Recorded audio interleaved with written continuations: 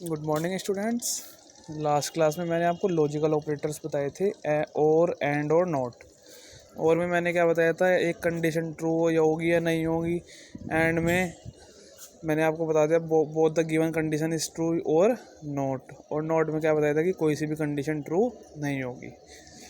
Control statement में क्या है, कंट्रोल स्टेटमेंट एक अलग चीज़ है, इससे डिफरेंट है, इसको पढ़ते हैं। The statement in a program are executed in a sequence. इसके अंदर जो स्टेटमेंट होती है किसी भी प्रोग्राम के अंदर में सीक्वेंस में एग्जीक्यूट होती है, मतलब एक के बाद दूसरी, दूसरी के बाद तीसरी। बट समटाइम्स, लेकिन कभी कभी क्या होता है, we wish to change the flow of control. हमें जो है, जो ये कंट्रोलिंग हो रही है, इसको चेंज करना पड़ता है। Control statements are useful in these situations to control the execution of program. Control statements कब यूज़ की जाती हैं? इन सिचुएशंस में यूज़ की जाती हैं। सपोज करो कोई सीक्वेंसली हमारी एग्जीक्यूट हो रही है कोई प्रोग्राम, जैसे पहला प्रोग्राम एग्जीक्यूट होगा, फिर दूसरा, फिर तीसरा। तो ये जो है उन सबको कंट्रोल करने में काम आती है, किसको? प्रोग्राम के एग्जीक्यूशन को। ठीक है। To effectively control the visual basic 2012 program flow, इसको अगर इफेक्टिवली कंट्रोल करना है VB 2012 प्रोग्राम फ्लो को, तो we shall use the if control structure. तो हमें कौन सी स्ट्रक्चर यूज़ करनी पड़ेगी? इफ़ कंट्रोल टुगेदर, एक साथ, with the conditional operator and logical operator. किसके साथ? कंडीशनल ऑपरेटर और लॉजिकल ऑपरेटर लगा के। कंडीशनल मैंने आपको पढ़ा दिए थे, ये वाले, और लॉजिकल है आपके और एंड और नोट। ठीक है। अब है आपकी यूजिंग इफ़ देन स्टेटमेंट। सबसे पहले आती है इफ़ देन स्टेटमेंट। ये कंट्रोल स्टेटमेंट ही है आपकी, देख लेना। ये कंट्रोल स्टेटमेंट है which takes the decision to run a specific set of code, जो एक स्पेसिफिक सेट ऑफ कोड को चलाने के काम आती है। ठीक है। If the condition stands true, अगर कंडीशन सही है, the syntax of if then statement is given below. तो इफ़ देन की स्टेटमेंट कैसे लगाई जाएगी अगर कंडीशन सही है?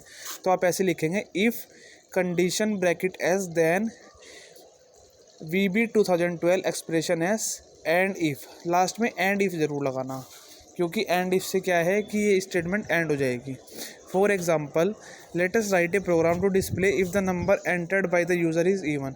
हम एक प्रोग्राम लिखते हैं जिसमें यूज़र जो है, इसके अंदर नंबर जो एंटर करेगा वो क्या होंगे? इवन होंगे, मतलब 2 से डिवाइड होते हैं, that is 2, 4, 6, 8, 10। Create an interface है शोन हेयर। इस तरह से इंटरफेस दिखाई देगा आपको जब बन के आएगा फॉर्म। कैसे? ये फॉर्म दिख रहा है आपको, एंटर एनी नंबर, तो आपको इसमें इवन नंबर डालना है। Open the command window and write the code as shown below. Command window को खोलेंगे और इसमें क्या डालेंगे? आप कोड डालेंगे। ठीक है। अब देखिए कोड आपको दिखाई दे रहा है।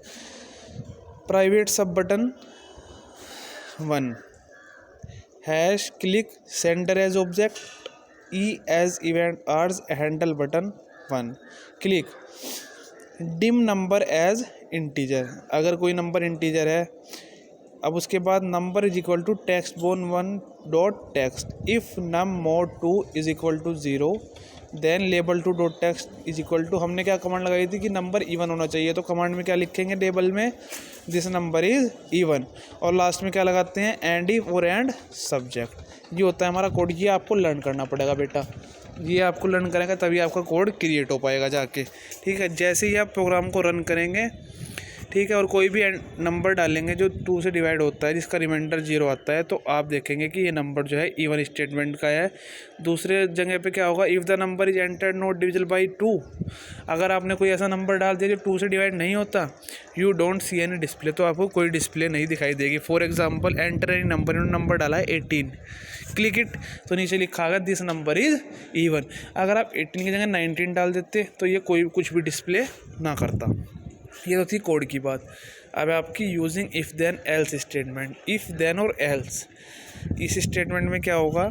Using just if then statement, ये जो है प्रोग्रामिंग के अंदर इतनी यूज़फुल नहीं है, क्योंकि इसके अंदर चॉइसेस नहीं होती। किसके लिए? यूज़र्स के लिए, यूज़ करने वालों के लिए कोई ज़्यादा चॉइस नहीं होती है। In order to provide a choice, अगर आपको चॉइस चाहिए, we can use if then else statement, तो हम यूज़ कर सकते हैं इफ़ देन एल्स स्टेटमेंट का।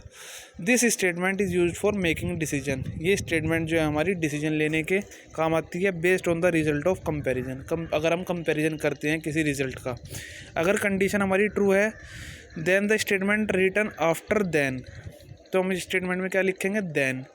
आर एग्जीक्यूटेड, बट अगर फॉल्स है तो स्टेटमेंट में क्या लिखना पड़ेगा हमें, एल्स। ध्यान रखना ये चीज़, अगर ट्रू है तो देन लिखेंगे और अगर फॉल्स है तो एल्स लिखेंगे, तभी जाके ये क्या होगी, एग्जीक्यूटेड।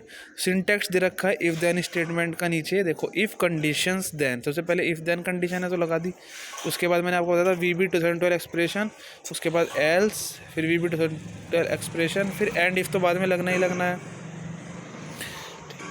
इसके अंदर for example write a program to check whether a person is adult और not based on this age. हमें चेक करना है कि कोई आदमी जो है एडल्ट है या नहीं है, उसकी एज के according.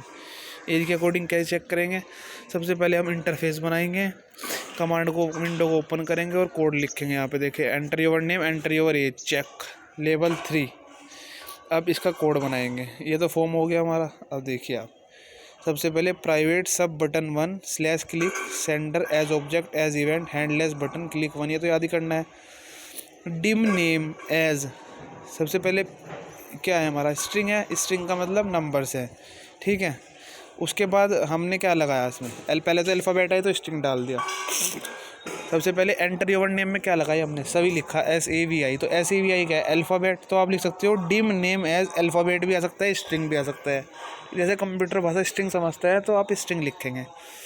Next dim name as integer, enter your age में 25 है, 25 हमारा एक इंटीजर है तो हमने लिखेंगे डिम नेम एज इंटीजर।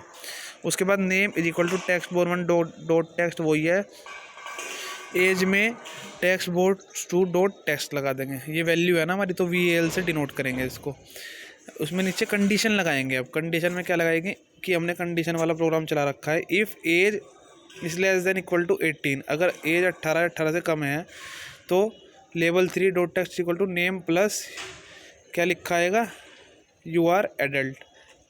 अगर कंडीशन ट्रू हुई तो ये लिखा हुआ आएगा, एल्स मतलब हम फॉल्स लगाते हैं, अगर कंडीशन फॉल्स है तो हमारा क्या लिखा आएगा, you are not adult. End if subject, अब देखिए जब प्रोग्राम ये बन जाएगा पूरा तो हम क्या लगाएंगे, एंटर योर नेम सभी, एंटर योर एज तो 25, तो चेक किया तो यू आर एडल्ट, मतलब 18 से ऊपर है तो आप क्या आ जाएगा, एडल्ट हैं, ठीक है। इफ़ कंडीशन ट्रू में लगी यू आर एडल्ट में, और एल्स फॉल्स में यू आर नॉट एडल्ट में, ठीक है। इस तरह से इसमें कंडीशंस डिफरेंट आपकी लगाई जाती हैं। चलिए फिर आज इतना ही रखते हैं, बाकी मैं आपको कल पढ़ाऊँगा फंक्शंस के बारे में।